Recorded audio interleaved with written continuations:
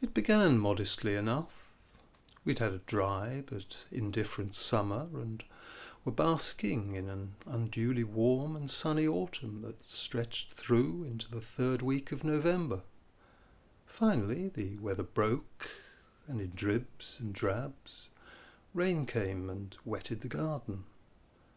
We were grateful, no longer having to eke out our precious store, as our well began to fill once more. As November eased into December, a spate of high winds drove us indoors for days and caused us to reconnect with the rest of the world. We had failed to succour the Syrian refugees, but now that they were safely excluded from the EU, we could pay somebody else a token to attend to them. And after Paris, who needs a fifth column? Why admit the Trojan horse? If we keep bombing through the winter and ignoring the refugees, there won't be a migrant crisis next year. And anyway, we've a climate conference to attend to, and before you know it, it'll be Christmas. And then the January sales. We can't decide whether to install a wet room next year or look for an extended break somewhere hot and sunny and far away. It's difficult now that Egypt's no longer an option. Rain continued to fall. Somewhere called Cumbria began to experience difficulties. Mount Etna erupted with spectacular video footage. Well, that rules out Sicily. Where can we vacate? Perhaps stay at home after all. Maybe the wet room could include a sauna. Demands some serious consideration. And the forecast is for further heavy rain in all areas, with winds backing and strengthening to storm force in exposed locations. Flood warnings are in place for 37 areas. Public are advised to stay at home unless your journey is essential. Thank goodness for the BBC. A new series of Strictly starts tonight, and the Bake Off finals on Boxing Day. Maybe I better nip out now for some supplies. Hate to run out, and if there's panic buying later on. The island nation obsessed Yulewood, with Parliament in recess and the Prime Minister at checkers.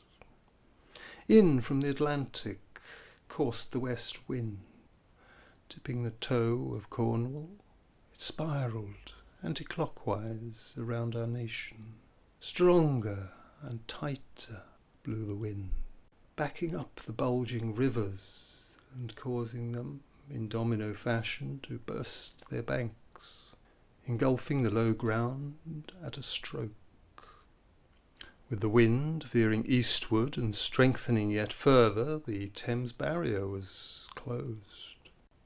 In the early hours of Christmas morning, the PM and Cabinet were awakened brusquely and renditioned to a command bunker near High Wycombe. Christmas was a washout. The media full of disaster stories, warning of Boxing Day's full moon and its attendant high tide, with the emergency services grossly overstretched. There was a rebirth of the Dunkirk spirit, flotillas of small boats setting forth around the country to rescue those stranded by the floods. Refugees were rife, but a great outpouring of empathy and festive goodwill saw to it that all were safely gathered in. Many folk were heard to say that it was their best Christmas ever. A united society turned its back on adversity and escaped with Morecambe and Wise. The rain continued. Out in the North Sea, the world's largest and newest oil tanker steamed imperturbably along, despite the force 9 easterly gale and 20-foot seas.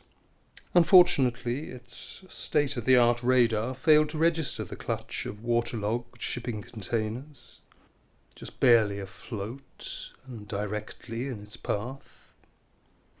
Whilst designed to cope with multiple punctures of the outer hull, the behemoth remained vulnerable to propeller and rudder damage. A mayday signal was sent, and the crew took to lifeboats. The ship drifted helpless, breaking up against the Dogger Bank wind farm.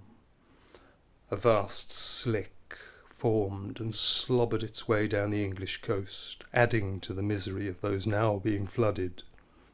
The Wash filled with dead seabirds.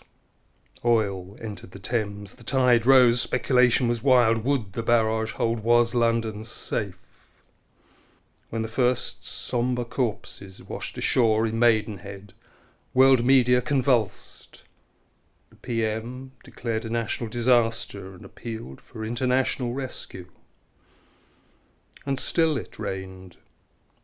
Britain became an archipelago, a chain of islands, outposts of civilization clinging like limpets as the lights went out and the coast of Europe receded. Mount Etna erupted again, and this time kept it up violently for a week, triggering seismic events elsewhere. Ash carpeted the Mediterranean, grounded flights, girdled the planet, and blocked out the sunlight. In the Azores, a subterranean volcano collapsed, sending a tsunami streaking towards the east coast of America. The scale of the catastrophe was awesome.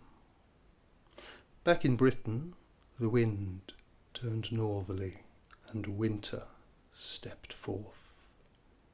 Rain turned to snow, and the sea froze, as far south as Dundee. The first supply ship from Australia to reach the UK found suspicious wild-eyed survivors gabbling of cannibalism. Their cargo of frozen camel and kangaroo meat fought over and consumed in no time. "Take us back with you," pleaded the refugees. "Surely we are brothers. Is there no room for us in your great country?" "Oh no, mate. Our immigration regulations are quite clear. But we'll be back with more tucker. No worries." Out in space, a chance collision led to an agglomeration, an increased attraction, a falling from orbit. The threat was recognized by the observatory in Hawaii. Night after night, folk gathered to wonder at the brightening red eye. Sanity stretched thin, and the earth blinked out. Chaos turned to Zeus. "So, your experiment of self-determination for humankind didn't work out then?" "No, shame. I had high hopes for them, but they just failed to progress. In the end, bombing seemed the kindest option." Zeus shrugged. "Your turn now, old chap.